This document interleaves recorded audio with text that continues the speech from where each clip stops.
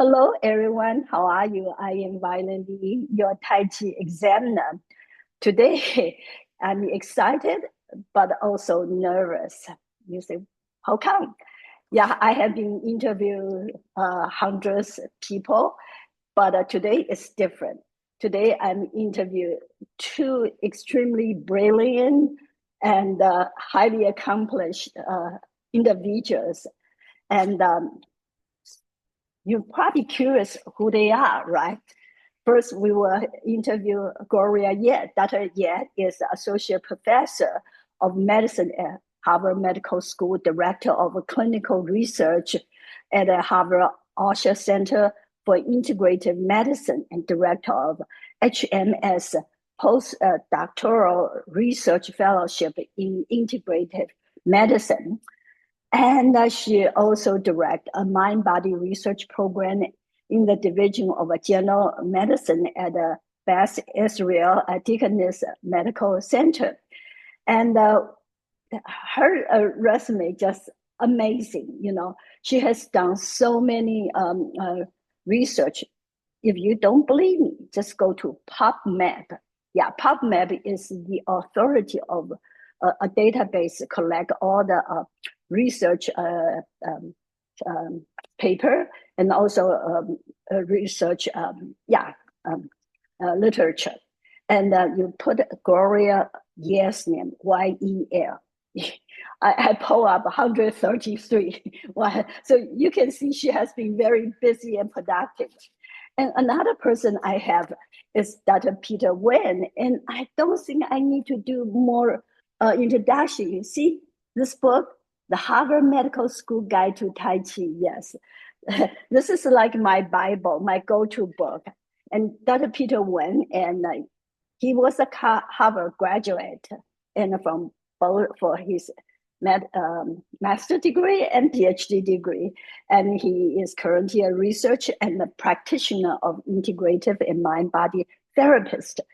He is the Bernard Osher Associate Professor of Medicine in the field of complementary and integrative medicine at Harvard, of course. And then he also directs Mind-Body Movement Lab, and he is the Associate Director for NIH-funded Research Fellow in the Integrative Medicine. So today, why am I interviewed there? Because this is so exciting. And last year, 2024, yes, and they hosted amazing science symposium, but it was lots of fun. It's not like boring type of a symposium or, those science conference. It was incredible. Everybody attended, just say, wow, is there another one, next year? Well, it takes a lot of effort to put such a large conference together. So we're not going to have this year. However, and April 2026, yes, April 2026, and Gloria and Peter, they are bringing the conference back. So with that, I'm very excited. I'm going to bring them to the studio, okay? And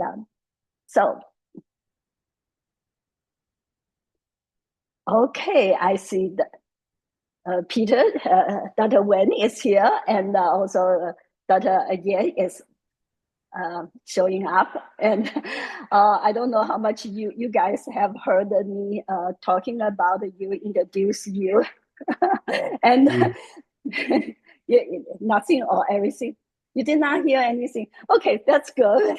But anyway, you know what? I'm a little bit nervous because you two are highly accomplished and brilliant the individuals, and I even put a shirt on just to be serious, really serious. And I also have chi made up for myself. So Is that a cheat sheet or a cheat sheet?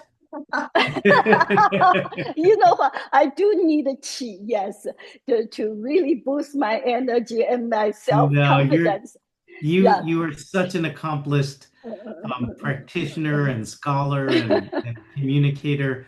and we're really grateful for this opportunity. And we hope this is just a fun, playful discussion, and you have a gift of bringing out lots of ideas in people. So we're looking forward to that. Well, thank you. Thank you so much. Again, everyone you watching, I'm pretty sure these two individuals, their combined IQ is like over 360 to 400. So that's why I'm But that's very mostly her. I've got the small piece. I say, Violet, okay. you're just, I don't know if we're going to be able to live up to. Yeah, I am the joker, but for all seriousness, and I'm very, very excited. And so are many other people I have talked to since the news came out. Uh, Next April, yes, April, and 2026, you two are going to do the magic again, right? Bring together the top-notch scientists, and not just from Harvard, but also from around the world to talk, to continue the dialogue and the presentation about the very serious scientific study on the health benefit of Tai Chi and Qigong from the holistic perspective, right?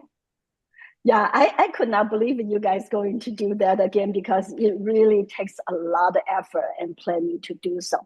So, and Peter, since you say you want to make this more fun and more relaxed, that's good. So I don't have to be that nervous. And so, can you tell me a little bit about, how long you guys been working together with each other? And yeah, how did the collaboration start? Peter, you Peter, want to you take want us? you like to tell this story. I'm You like I'm to tell the doing I'm story. doing my Tai Chi ward off question to Gloria. Oh, No, no, wonderful. no, no. You start, Gloria. Well, so I think Peter and I have been working together for at least 25 years. Oh, Um, wow. I'm not it's even that. Oh, my God. what happened? Well, I just Okay. spotlight you for everyone. Okay, I see. My screen just changed for a second.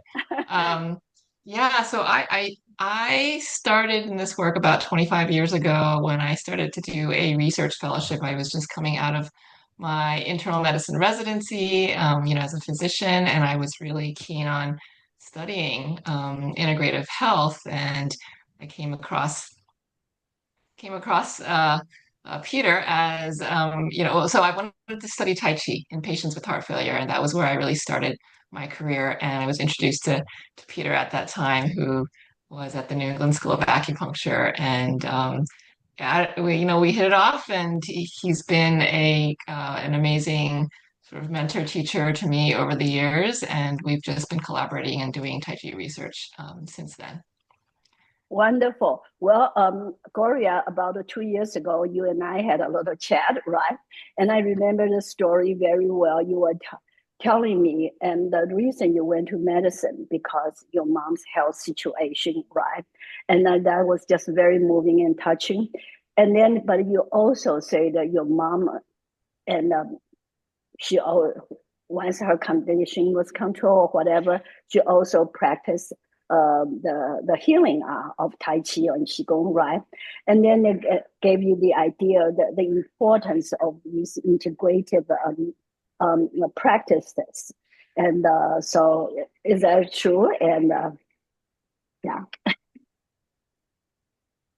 Yeah, I mean so my mom is really the reason why I decided to go into medicine in the first place. I was in and out of um, the sort of seeing the conventional medical establishment, and my mom, saved my mom's life many, many times with her chronic illness. But then I also saw where conventional medicine, was lacking of it, and she brought in um, pieces of traditional Chinese medicine and other healing arts and practice Tai Chi. And I really saw that integrative approach, just the wisdom in that and the benefit of that. And so that's where I Yeah. wanted to bring my career. And I got into doing the research because 25 years ago, that's what I feel like the field and medicine really needed was, some of that evidence base.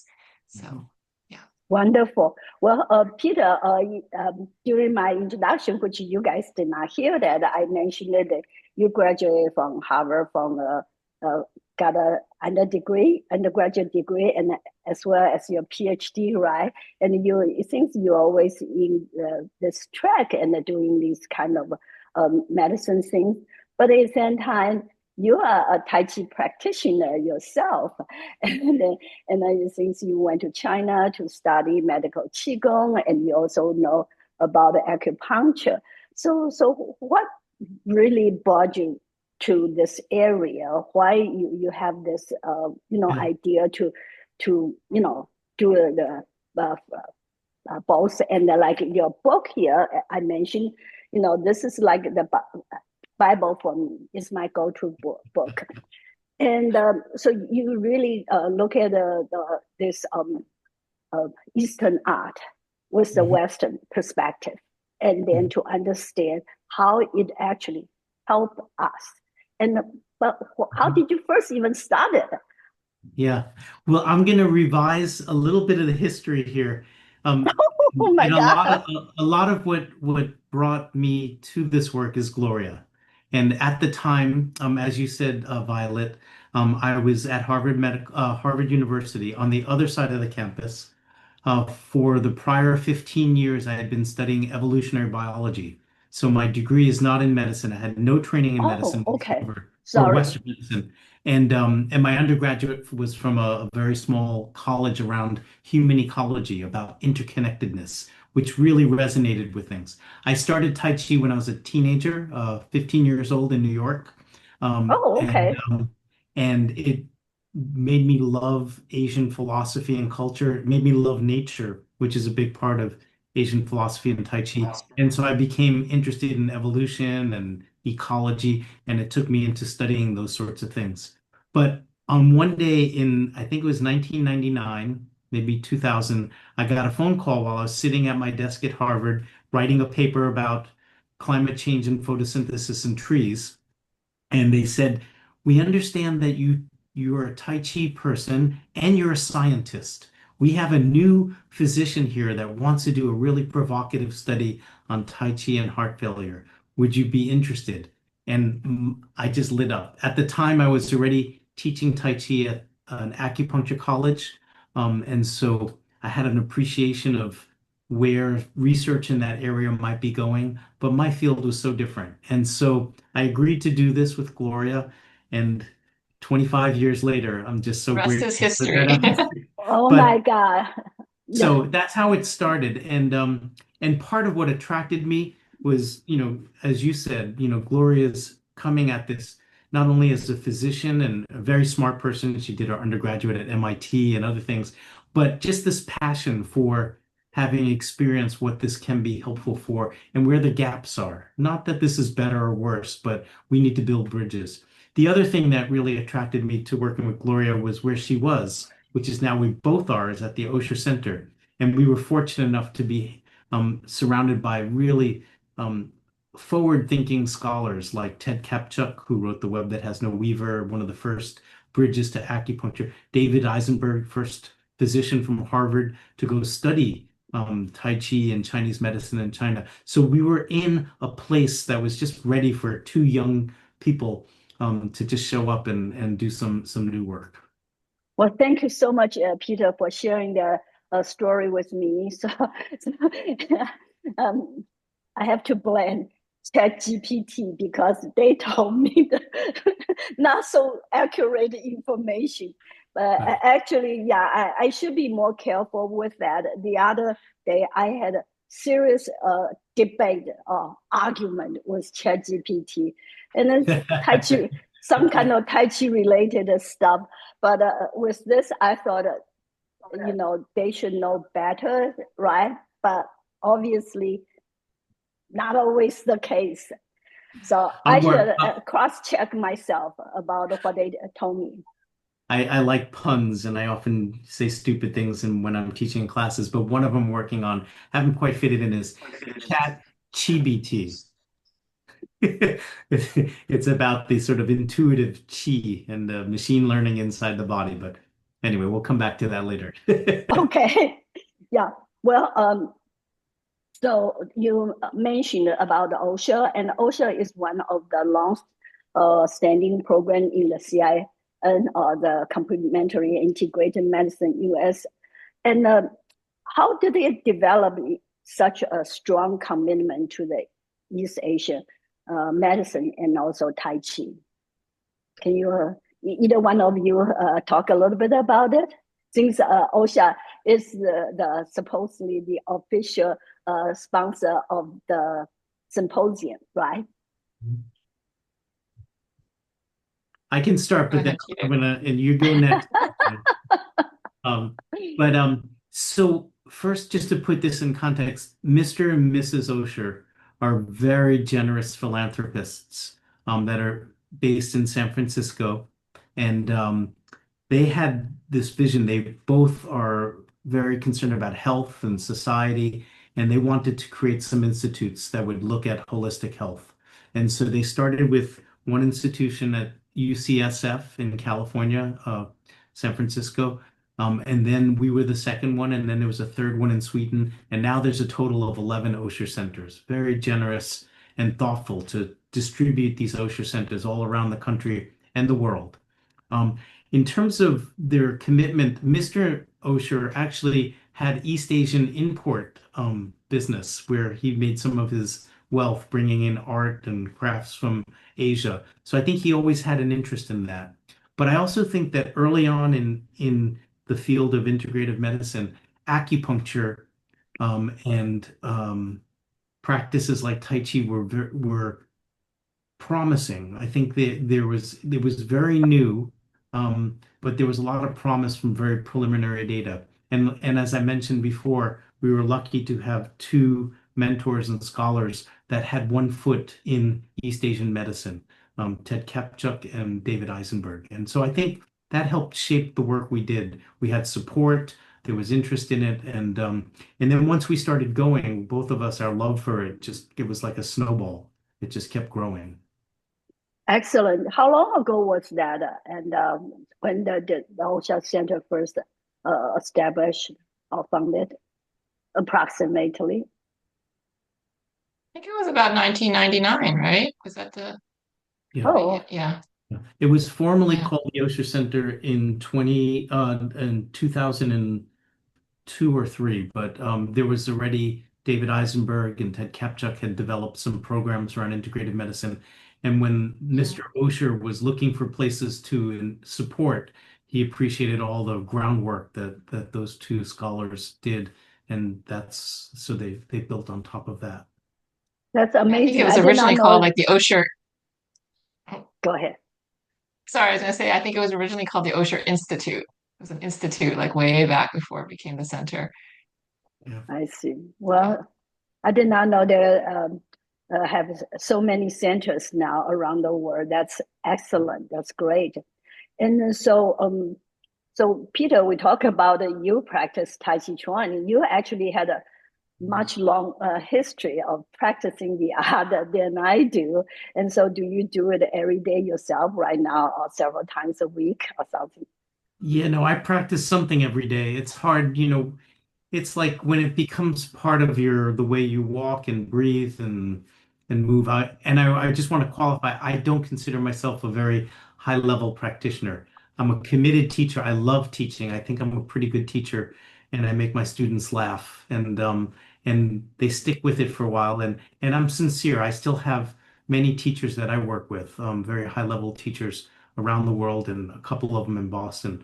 But yeah, it's part of my everyday. And as you can imagine, and Gloria can testify, it's very stressful to do Tai Chi research. It's very stressful.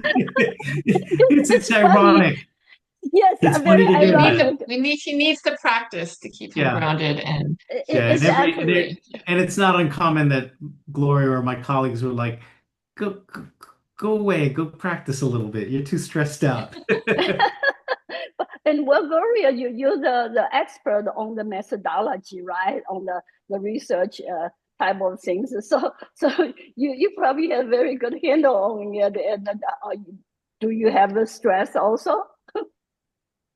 Oh, no, of course. And I'm, but I was going to say, not just me having the expertise in terms of methodology. I think Peter's very humble. He's definitely, as expert as he's my teacher in all of this as well. And he's also humble when it comes to saying about his own practice because he's been teaching for so many years and all of our studies and teaching the teachers in our studies and he's a very gifted teacher. Yes. I just wanted to reflect back on Gloria, not that this is a song and a dance to make us both look good, but she's one of the most even-keeled people I know. She's just steady Eddie. And I'm not. I'm a nervous Nelly sometimes. And so it's just so nice. She's always like, we can figure this out. We'll make it work. She's got the deep chi and she's a practitioner. She's studied with Yang Yang in New York, and other people over time. And she's also went through acupuncture training. So she understands a lot of this stuff, not just from an intellectual academic science perspective, but she's touched it. And I know a little bit about her family, and her dad is like a monk. He's like Oh a Taoist wow. monk. And he's just Yeah. always, he's just, I think she learns a lot from him. I've never seen him ruffled and he's not a young man and he's got stamina that's infinite and he's always telling her, don't worry. And so I learned from him through her. Well, I should He's not interview a him monk, one but time. he I need has to that interview philosophy. him. He has a philosophy. Yeah. Well, speaking of learning and yes, I just had a review class with my teacher, Grandmaster Chen Zhenlei again, and we are always students when we learn Tai Chi Chuan. That's that's for sure. And so, Gloria, you practice Tai Chi Chuan. Do you do anything else? And for self care? Yeah, no, absolutely. I spend time with my family. I have two kids that are my joy, and um, I try to get on the treadmill every once in a while. I'm from a family of runners, but I am not a runner, and so when they go out and run, I'll bike behind them, and so that's that's my good aerobic exercise.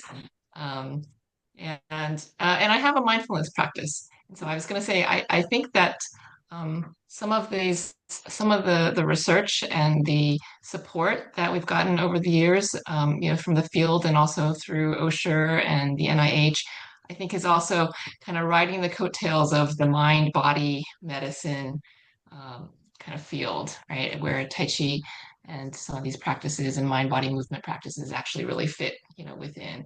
And so I think, um, um, you know, Yeah, that's been kind of fortuitous as well, right? And I that's just to add to what Gloria said about her and my perception, and she said, first thing is I have two wonderful children and family, but she's really incredibly thoughtful about work-life balance. And as the chair or the director of the fellowship, we have a fellowship where we train the next generation of researchers, including Tai Chi and yoga and meditation researchers and things like that. We're now in our 27th year of this program, but she's been the director for 10 plus years or so. But she brings that perspective to all of our students. There's nothing more important than finding that balance. And so I think she just channels the wisdom of Taoism in the East, just find that balance. And she has tremendous maternal instincts about how to help shape these careers in a very balanced way. And I've learned so much about mentoring from her. It's not just about writing papers and being successful with grants. It's about how do we instill a balanced path for these people. And so she's the master of that. excellent, excellent. That's what I'm lack of.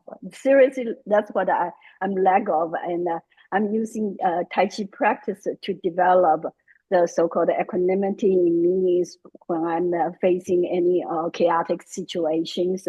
So next question, I don't know if it's fair for you guys, because I went to PubMed, and I type your name there, boom, come up.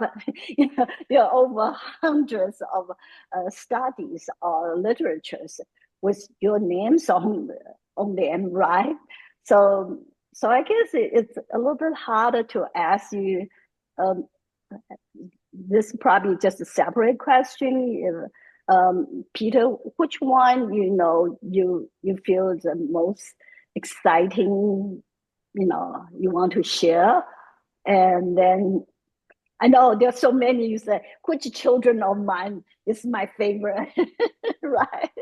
Yeah. And you have way too many. Yeah. so, so do you, Gloria? Yeah, you guys all have hundreds of papers out there. So I don't know. Yeah. One of the things that I think make us a really good team is a lot of Gloria's work has, we share all our work, but a lot of her work is around cardiorespiratory things and metabolic and hearts and lungs and those sorts of things. Mine tend to be at least earlier on more about how people move. So balance, and how mental attention, cognitive function, executive function affects how we move, and how we move affects how we think. And also, pain is a really big piece to this because when we have injuries and pain, we start guarding and we start moving less efficiently. And then there's issues in the tissues. It's not just physical. We protect, we guard. And so Tai Chi is just, you slow it down. You notice how you're standing. You notice if you're suspicious of gravity in your shoulder and you're like, oh, I could let that go. Or maybe I can't because the injury hasn't healed. But I think for me, I'm really attracted to how people move, and how that movement encodes their affect, and their cognition. And so it's really mind body. And one of my frustrations that's changing now is a lot of mind body medicine was just focused on the brain. I would go to mind body conferences and I would never see a slide from the ear down. Everything was like, oh, this is what's happening in mind body. This is what's happening. And I was like, no, that's just your brain. Your body has intelligence. They communicate with each other. So part of our lab has been how do we create more of an embodied framework for that? And that we've applied to cancer survivors with chronic pain, people with neck pain, people with back pain.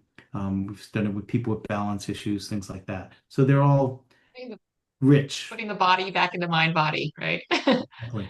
But Very interesting. Very, that's very interesting. Yeah. complements what Gloria's work is, which is, I think, really important as well. So, Gloria, you want to talk a little bit about your favorite child? Well, I don't know about favorite child, similarly, but a lot of my work, as Peter said, is around cardiovascular, on pulmonary patients, older patients who are sedentary and, really need to move. So I've been interested in that intersection between the mind-body movement and actual physical activity, or helping people to make positive behavior changes like physical activity.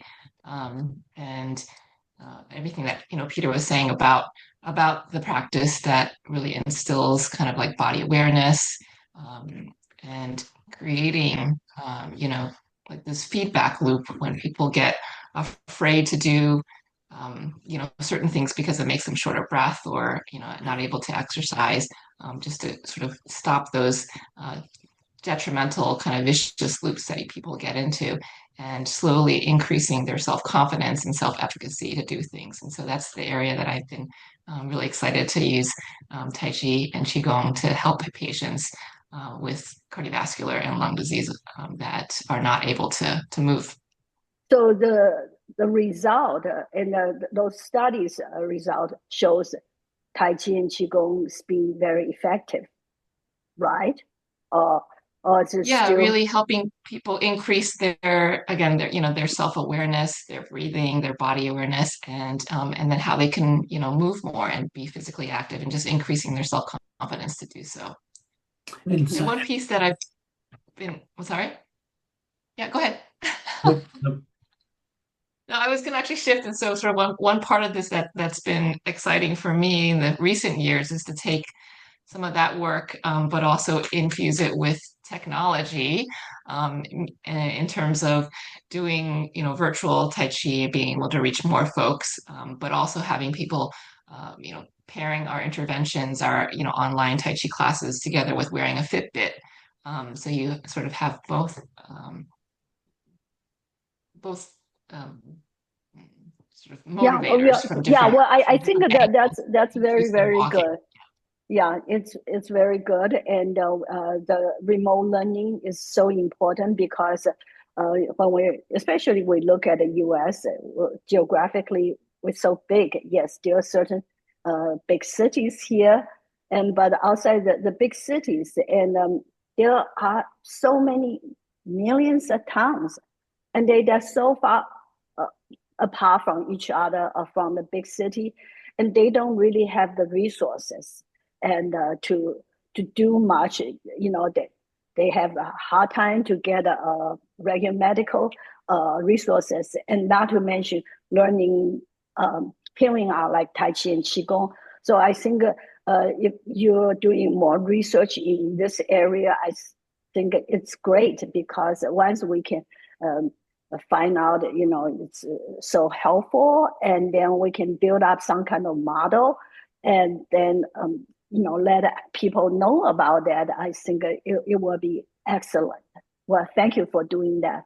Yeah. Very much so. Yeah, this So is great. And I think that the pandemic actually, one silver lining was that it really facilitated everybody, getting used to doing virtual delivery and being on Zoom. And so I think that really accelerated the access, of a lot of these therapies and Tai Chi practice and teaching folks, um, Yeah, it's virtually. really And so, ironic to say that's one good thing, or yeah, probably the only yeah, good thing came out of COVID. And then, so yes, and I personally, right now I'm teaching people from Europe, or from South Africa, Australia, or whatever. And because it's yeah, if you have a computer, you're not afraid to use it. You're not afraid to. I think a lot of times it's the mentally. Um, can the technology really help me to learn? And if they can get over that, mental block, and then they find out actually it can be very, very helpful. This is yeah. so good. And yeah. So Yeah. Can I add to something there? yes, please. And I know that our time's limited, and but one of the things you asked me what I'm most passionate about, it's non-denominational principles of Tai Chi that we want to share. You know, I've been practicing for a while. Like I said, I don't consider myself a high-level master of any sort. I work with some of the most renowned masters in the world that have great skill. Um, but I struggle with this concept of what's real Tai Chi. And so when we started teaching, we had 12 weeks in our first heart failure study to test whether Tai Chi can be helpful for this population, maybe for one of the first studies in that group. And there was no time to teach these elderly people 108 form or even the 24 form. And I started to think, and partly borrowing some of what Stephen Wolf did, was what are the active ingredients? What's the essence of Tai Chi? And we want to teach Tai Chi from the inside out. So today I filled in for some of Gloria's teachers that were all coincidentally on vacation. And I just dropped into the middle of the class and I said, you guys have any questions? I'm just filling in, be nice to the substitute teacher, you know, and one fellow said, "Yeah, I've been noticing we've done about 6 or 7 movements, and we teach these movements almost like individual qigong movements.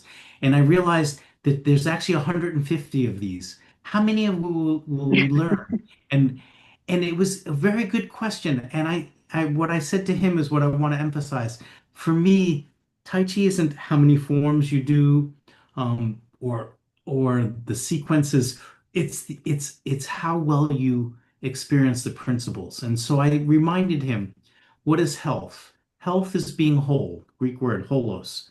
How do we become whole? Well, when your left side can feel and cooperate with the right side, when your brain cooperates with your belly, when your arms cooperate with your Mhm. legs, You're starting to become whole and you break up those blocks. How do you become whole? First, you have to feel. How do you feel? You Mhm. move. Movement gives you sensation, and you can notice which parts are awake and which parts are not connected. I can feel these three fingers, but not this one. Oh, maybe I need to change how I shape my movement. And so we use metaphors, we use the fluid body, we use fascia, things from science, we use meridians and acupuncture points from the East. But the goal is to build these qualities. The shapes we make change our mood. So if you do Tai Chi like this, you're going to feel very different than if you do Tai Chi like this. And so we teach people these principles that make sense, and we give them very simple movements. And at the end of class today, the students were like, that really helped. Now I know why I'm doing this. And it's not so much how many moves you have, but, and so I'll share a story. I was in a very advanced push hands retreat that we talked about, Violet, with some very skilled teachers. And they were, one of the gentlemen there was a very high level practitioner, mixed martial artist, as well as a very advanced push hands person, said to me, so he asked me something about the immune system. And I said, there's some really good research showing that, even a couple months of Tai Chi can turn genes on and off in the nucleus that change the circulating cytokines that we know are really important to resolving um, inflammation, which is really important for sleep. And in this case, cancer patients and cognition. Inflammation is really important. He's like, oh, that's really cool. What Tai Chi did they do? And I said, this is work done by Michael Irwin. It's Tai Chi Sure. And they said, oh, that's not Tai Chi. And they just walked away. And I have this sense of their litmus test of Tai Chi is, oh, I can kick that guy's ass. That's not real Tai Chi. And I think what we're trying to do is go, we're here to heal people. We're trying to get inside and use the same fundamental map that Western medicine does, maybe some other different things. But fundamental things, you have to feel your body, you have to be connected, you have to breathe well. These are the things that I think are good Tai Chi. And I think that's what our conference is about. It's about drilling deeper into the physiology of health. And how can the tools of Tai Chi help that? Maybe these 80-year-old people who come to our class with Parkinson's or stroke, having had a stroke or early dementia, or younger people who are just stressed by being in the world, they may not need to learn complex forms. We want them to feel the health benefits, and we think that we have to teach that slightly differently. That being said, there are many people who use that as a gateway and go, wow, this is really good. I want to go further. And they can go on and on. But this question of what's real Tai Chi is a bad question. Um, I fully agree with you, and and I so, think that they yeah, don't understand the true definition of what Tai Chi is. Maybe in the next year's conference, and we can make it that as one of the topic. What is a real Tai Chi?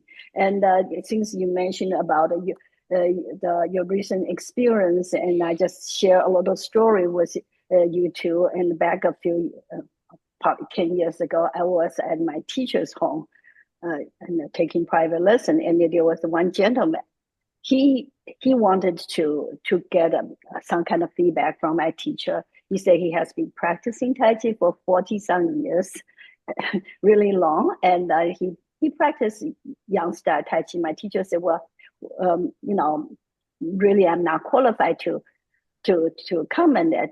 My teacher just trying to be, humble and reserved. And then, so, but long story short, the gentleman came, and then he was very good. He could kick really high, much higher than I can ever kick, and he could do the, all the way down the crouching step, and look awesome. So, but at the same time, like you said, he doesn't have that, proper body structure, the things alignment you mentioned about it. So after he did it, and my teacher just asked one question: "Do you feel qi?" He said, "What do you mean by qi?" So there you go, right? It is That's not really Tai Chi, even though he knows 108 movements, but so what? Right? yeah. So Yeah, this is a scary. I really enjoyed talking to you too about the art of the Tai Chi and Qigong. But let's get back to the little bit about the conference. And so, can you share with us what motivates you to work so hard to put the first conference together last year? Gloria, you want to take a Yeah, I'll step on start. this I one? mean, I think so.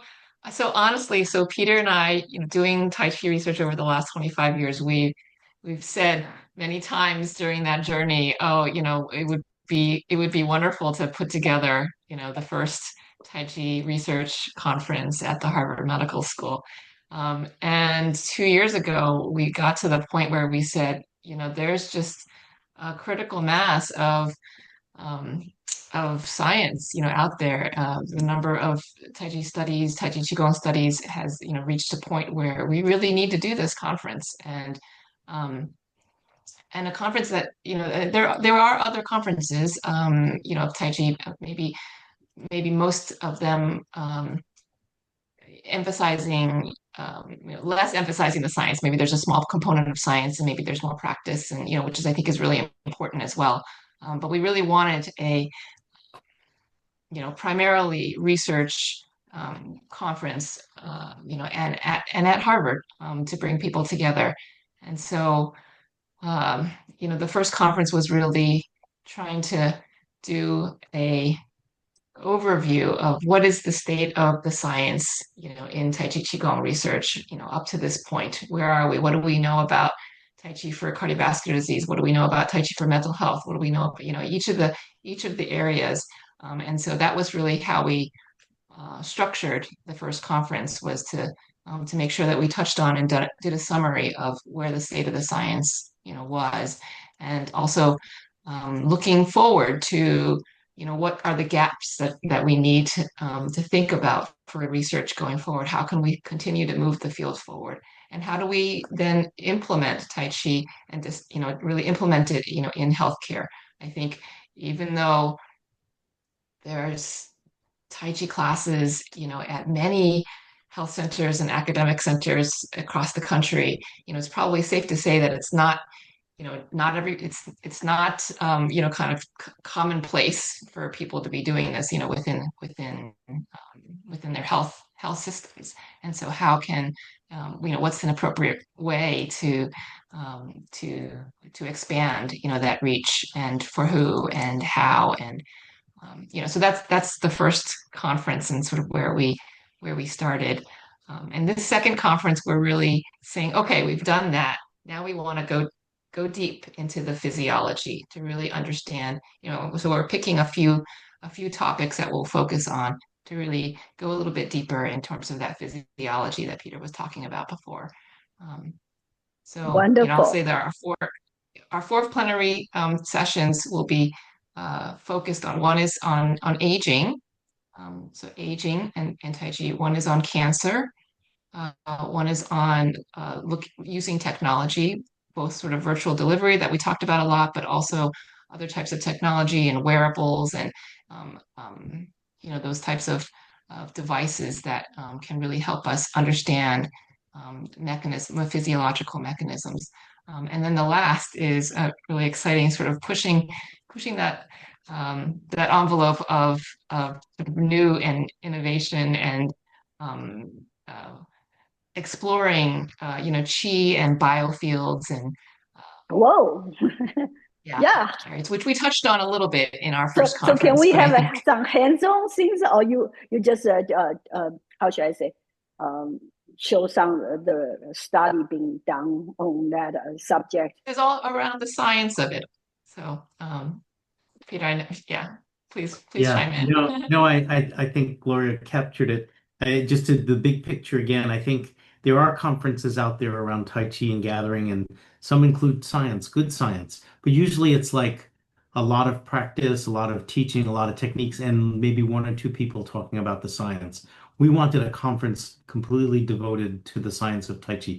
There's meditation conferences, there's yoga conferences, there's all sorts of conferences, but there is yet specific conferences around the science of Tai Chi, and we wanted to make it rigorous. And in our first conference, it was important to not just have a bunch of scientists talking, but to invite practitioners and teachers and policy people to have that discussion. And I think we did that pretty well. And Yes. Mhm. this one, I think we're going to go a little deeper into the science. Partly what we want to do is convince the most skeptical scientists at Harvard that this is good science and that they should refer their patients there. Not like, oh, my sister said that she was cured of arthritis. That's not evidence. One study is not evidence. Good studies that have been really scrutinized and can be debated that hold up to, you know, and there are things we don't know yet. And so going to what Gloria said, one of the panels that we're real excited is called Frontiers of Tai Chi and Qigong Research. And the subtitle is called Fascia, Fluids, Mitochondria, and Biofields. And tentatively, we have four of the most remarkable scientists I know leading this. So we're bringing them in, and some of this is in the context of Tai Chi and Qigong, some is just general. So Dr. Hélène Langevin, who spoke last time, who's Yeah. the head of the National Center of Complementary and Integrative Health, our old boss from the Osher Center, who's pretty much one of the world authorities, if not the, on connective tissues and health, is going to be talking about connective tissue, motion, fluids, and those sorts of things. What's the latest, and why is that relevant to how we study Tai Chi? The second person is this very famous researcher from Columbia University named Martin Picard. He's one of the most preeminent researchers on mitochondria. Now, mitochondria are those organelles in your cell. They call it the powerhouse of your cell. It's what makes energy in the body. But he's gone from the literal ATP energy to what makes people feel good, what the whole body's energy. And he's coined this whole research program called mitochondrial psychobiology. And it's Whoa. just Mhm. so Mhm. provocative. And we're so lucky to have him come. I've heard him speak recently at this conference, and we're really glad. The third person that is scheduled to come has been studying gifted healers. And they, as we know, with external Mhm. Qigong, he doesn't come from a Qigong perspective. He's just a healer, not just a healer, but very well. And he's working with cancer patients, and the results that they're getting are mind-boggling. Some of the Does he study actually work with mice or work with people? people. So there's a Whoa. lot of work that's been done with animals Yeah. and stuff like that. Yes. And he's done some work with animal models too, but he's doing some work with people. But in both cases, the very conservative hospitals that this work is being done said, we don't believe this. So they have independent tumor boards and people that scrutinize the data. And every time they bring another level of, we don't believe this, they've passed the bar. Some of these papers are just being published now. I've seen them, the earlier work, but that's going to be one of the pieces that we're going to be talking about that work. So that's just one panel. And my sense is this, I feel like I'm a groupie, like I'm at a rock concert with my mouth open going, heroes. And so I may not even understand a good chunk of what they're talking about. I'm not a molecular biologist, but I have awe and appreciation of how this is going to shine light on the credibility of our field and bring East and West together. So I think that the cancer group has a really wonderful set of world-renowned speakers. The aging group is really cool. What happens in the brain with aging, and how can Tai Chi change the mind-body connection and the emotional trauma body connection? Two really great speakers in that area. It's just a rock star event. So even if you're not a scientist, and even if you want to go there, one of our challenges is we're getting all sorts of wonderful people from all over the world saying, I've been practicing for 50 years. What can I do? And right now, this conference is shifting away from, let me show you how good my art is, to come sit and watch this science and have conversations with the scientists on the sideline and with each other. I think even without presenting, there's tremendous amounts that we can learn in these conferences. So we're trying From to, each other. yeah, from each other. We're trying to find some places where we can showcase, some experiential work like we did last time. But this conference, we really want to use our resources to go deep into the science. But I hope that people's jaws drop and they go, they're talking about what I feel. Well, I There's a am, connection. but I'm very nerdy. People know me, and my students know I'm very nerdy. During my class, I always try to explain not just what to do and why do we do it and how to do it really correctly, all those kind of things. And I will bring some aspect from the paper. Yeah, scientific paper I read, and Yeah. I'm in the process of writing Dr. Jian Kang, his research about the brain, how the brain actually grow, the gray matters increase the size, and by after learning Jing and Tai Chi Chuan. So yes, and one thing I was totally fascinated when I attend last year's conference is I I think a lot of people share the same feeling is Yeah. I have before we know Tai Chi Chuan is good. We learn from your book anyway, right? but we learn more now, and then especially we saw a lot of so-called side-by-side study in Tai Chi versus some other exercise, and we see the results, everything, and we also I remember Dr. Helen Langevin, her presentation and talking about it at the molecular like level, how these things can be impacted. And then I'm glad she is going to go deeper, right? Sounds like. And then, yes, last time she just saying, it seems there's connection, but I hope that we will hear more. And next year, I am just so excited and about these things. Yeah, mm-hmm. Yeah, it's wonderful, and for what I you're know. trying to accomplish. Mm-hmm. Yeah, I think as a practitioner, um, it's just inspiring. It just reifies what we know in our bodies and what we see in our students.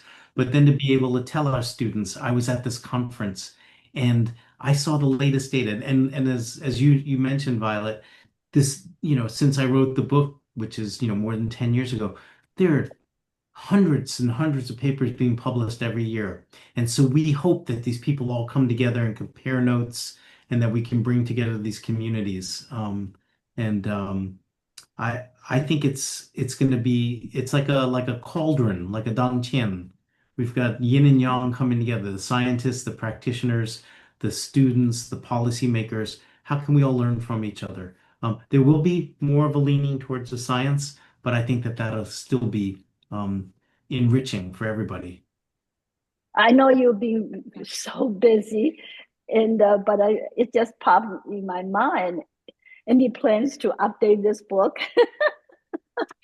Yeah, I've been asked many times by the people who published it, and I think I will. Maybe after this conference. I have some ideas, and That we would be want to great. actually also illustrate a little better how we teach those principles because it didn't come through so well with just the pictures. And my jokes are much better in person than right. But anyway, we are thinking about doing that, and Yeah, well, and when you yes. redo that, you can also consider ebook, and also when in ebook you can have a link and a link to something, and then you Yeah, can have a video or something, and to explain that. yeah. Yeah, some Peter, people now they are you more have to do it because you visual. just committed in a Yeah. public recording. We'll see, we'll see. But right now, we're working very hard for this conference. It's a little bit like jump and hope your parachute opens whenever you organize an event. But with the chaos going on in our medical community and funding, this is really a leap of faith. But Oh, definitely. I think, Mhm. we know that the mind leads the chi and the chi shapes the body, and our intention is there. And if it's there, we feel like the universe will build it. And we're making great progress. It was so incredible to see how quickly the people we invited, these world-renowned scientists and scholars, all said yes. I think everyone is so tired of all the confusion. Let's just make it happen. And so we're pushing hard. And same with our research. We don't know about funding and institutional issues, but we trust that it's going to work out. And if our heart and our minds and the people we're working with are all coherent and together, it's going to happen. And this conference will happen, and we're really excited about it. Okay, We very hope good. everyone will come. Yeah, everyone Yeah. will come. Well, I think as you would mention about the funding issue, and we all understand that right now funding is very tough. And then, so will there be any opportunity for scholarship for people to attend the conference next year, or it's tough? I know it's maybe too much for me to ask that question. Gloria, do you want to Gloria? You're shaking your head. It's our intention. It's our intention. We've submitted grants to NIH for funding. We're seeking philanthropic support from every different rock we can turn over. I think a lot of people appreciate what we're doing. They trust our track record. So I'm confident that we're going to have some resources to do that. Then the question is, how do we prioritize that? And so obviously we want to make sure there's good science there. So we want to bring junior faculty in that may not have resources to travel from abroad or in the US, or their institution is struggling with these changes in funding. So, but we also want to make sure that there's a good conversation. We don't want to, obviously, we can geek out, you and I, Violet and Gloria, because we're all geeky scientists. But we don't want to just talk amongst ourselves only. We want to build those bridges. So as we did last time, we hope that we can invite some practitioners to some discussions about what the policy implications are, whether it's informal discussions over lunch or around posters, or whether we can create a couple different scenarios. We're not sure, but we hope to. And I know for a fact that there are a couple program officers from NIH, like last year, and some of our colleagues who are going to have special workshops on how to get involved in research if you want to get involved in research, how to if you have an interesting case of a patient you've had that really defied how we think Western medicine works, how to partner with a physician or a researcher to write that case up so that you can communicate that, because sometimes that's excellent. Yeah. So we will have those opportunities for people to come. So we're hoping to, make it interesting for everybody.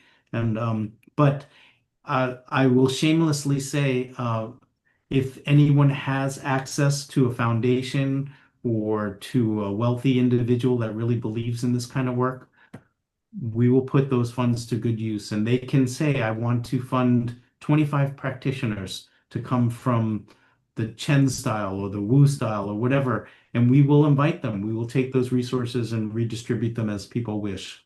But it takes some support. So maybe if people listening to this, we're easy to find, and we're very responsible with every penny we get. We use it very carefully. So yeah, it would be wonderful to bring more people to that. Definitely, yeah. Well, I'm really enjoying our conversation so far, but I know you two are very busy, and then it's kind of getting late in East Coast. And but can I ask a last question? To Gloria. Okay, Gloria, if you have a crystal ball, and then in 25 years, what do you think how Tai Chi and Qigong can be, and the mind body, they can integrate it into our health system? What do you think? 25 years. I mean, that's 25 years ago is where we all started here. So that's way in the future. I feel like the pace of progress, advancement in medicine and technology is just so fast. I don't know if I can think about 25 years ahead, but my hope would be, that everyone has really embraced this sort of whole person health that is the um, kind of the theme and the buzzword, over the past few years that we've really centered around. The Osher Center's theme is really whole person health, and I think Tai Chi Qigong can play, a major role, in that, really recognizing that, um, bringing together the more Western philosophy of this reductionist approach, where we've gained so much knowledge from, um, you know, uh, breaking down the body and looking into all the different components and the pieces and the molecular biology.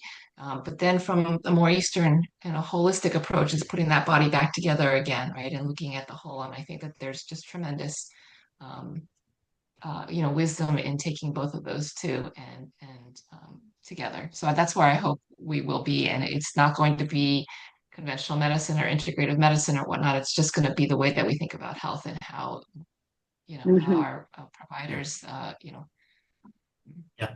help the So, patients. Peter, what do you think? What do you think? What? I completely endorse what Gloria said, and I will add three things. The first is I think Tai Chi right now has this perspective of being good for old people. So it's what the old people in parks in China do. I think that that's really valuable, but it's like an archaeological dig. I think, and I'm going to say this for Bill Douglas because he will not let go. He's like a dog that won't let go of a bone, but he's got a really important bone to grip onto, which is we need to think about children. We need to start. We need to do prevention, not just fixing things when it's too late. We need to set their trajectories very early in life. My son, did kung fu when he was a kid, and his body will never be the same. He may not practice, but we laid some body awareness, self-control, respect, those sorts of things. So I think we need to bring these practices across the whole lifespan and start early and not just fix things when they're broke, but give people tools to stay as healthy as they can in this complex world.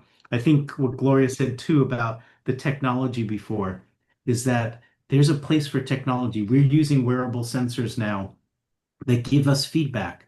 We can now tell people when they're working at home, they're like, oh yeah, I'm shifting with good posture. But if they look at the screen, their head's like this and they're not shifting. So there's ways in which we can use technology to bring people into their body, not out to be distracted, but there's ways I believe that, if you remember like Star Wars, where Obi-Wan Kenobi shows up as one of Mhm, those fields, mhm. I think that we're going to have avatars that we can practice with that really improve access to people and give them very detailed physiology, and almost personalize the training. I think that that's one of the things. And then I think this notion, and this is really speaking to Gloria's work, we're taking principles of Tai Chi and infusing them into things like how do we make people walk more? So they graduate from pulmonary rehab, and then they never practice because their doctor said walk 2,000, 10,000 steps a day and they get bored.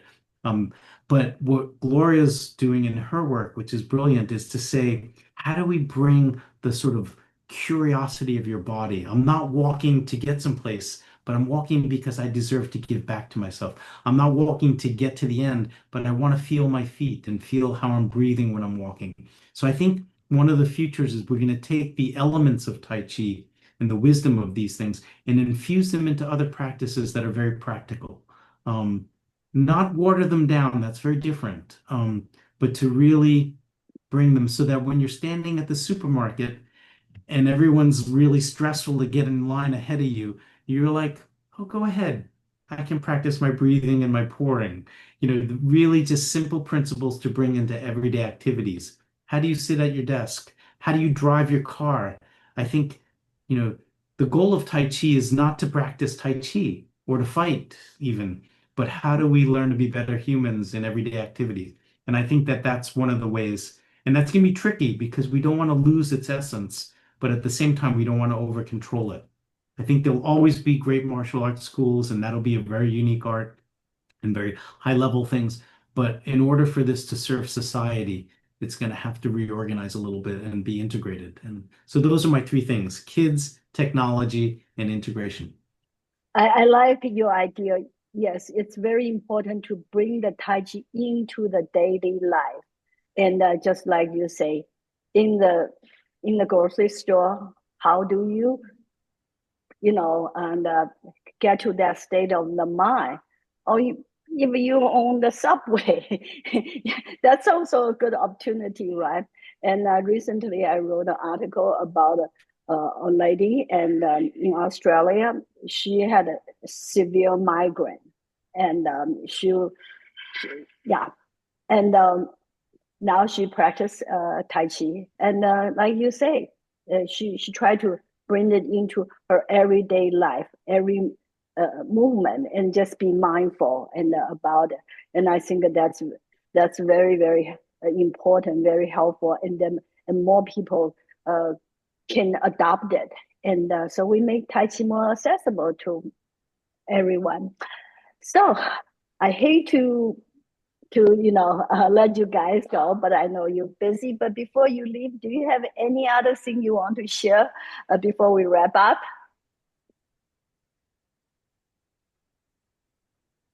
No. Just thank you for all of Just, what yeah. you do. Thank you for making Oh, time to talk with us. You're no less busy than we are.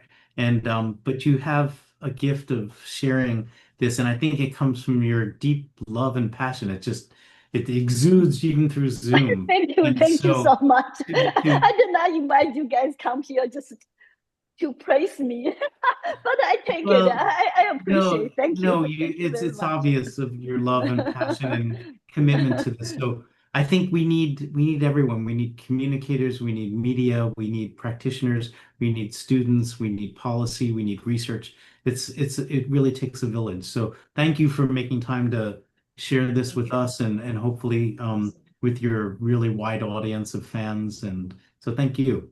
That's what I Okay, want to. well, Yeah. thank you all Well, very, very thank much. you. Okay. And